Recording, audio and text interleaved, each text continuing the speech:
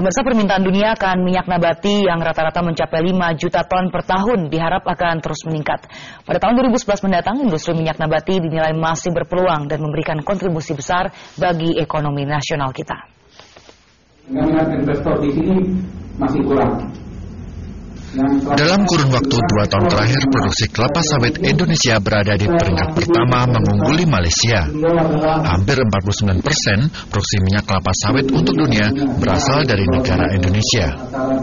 Sebagai salah satu industri yang menjanjikan, dengan luasan penetrasi pasar yang terus berkembang, industri minyak kelapa sawit juga dapat mendorong investasi, penyumbang devisa negara, maupun penyerapan tenaga kerja. Hal ini dapat terwujud dengan baik jika industri hilir ini dikelola secara sustainable. Produsen minyak kelapa sawit Daud Darsono mengatakan, belum stabilnya kurs dolar Amerika saat ini tidak berpengaruh kepada harga komoditi minyak sawit di pasar internasional. Peluang ekspor minyak sawit dan turunannya ke depan itu masih sangat besar karena peningkatan permintaan minyak nabati dunia masih naik terus.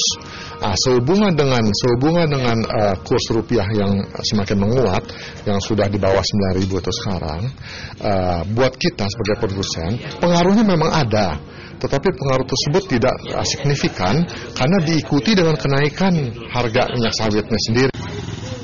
Selain diolah menjadi minyak CPO, kelapa sawit juga dapat diolah menjadi produk lain seperti biodiesel maupun etanol.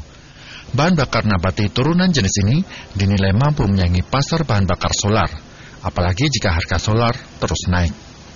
Sementara itu, peneliti senior IPB, Ani Suryani menilai, hingga saat ini, selain faktor cuaca, buruknya infrastruktur seperti pelabuhan juga tetap masih menjadi kendala utama pengembangan industri hilir ini.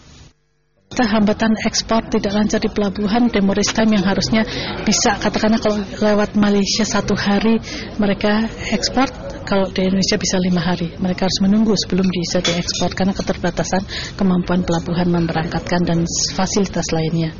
Jadi itu kendala-kendala yang cukup penting dan memang sudah dipikirkan oleh semua pihak, cuma realisasinya yang belum seperti yang diharapkan. Pengembangan produksi CPO dan turunannya harus tetap ditingkatkan agar potensi pasar kelapa sawit asal Indonesia di pasar internasional semakin terbuka luas. Diharapkan dengan diferensiasi produk ini semakin memantapkan posisi Indonesia sebagai produsen kelapa sawit terbesar di dunia dalam beberapa tahun ke depan. Dari Jakarta, Aris Setiawan, Metro TV.